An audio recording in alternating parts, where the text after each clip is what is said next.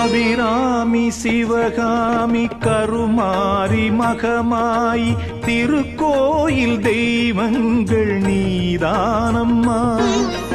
அன்னைக்கு அன்றாடம் அபிஷேகம் அலங்காரம் புரிகின்ற சிறு தொண்டன் நான் தானம்மா. பொருளோடு புகழ் வேண்டும் மகனல்ல தாயேவும் அருள் வேண்டும் எனக்கென்றும் அது போதுமே.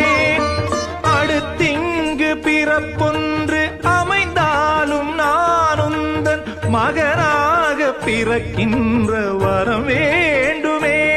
அதை நீ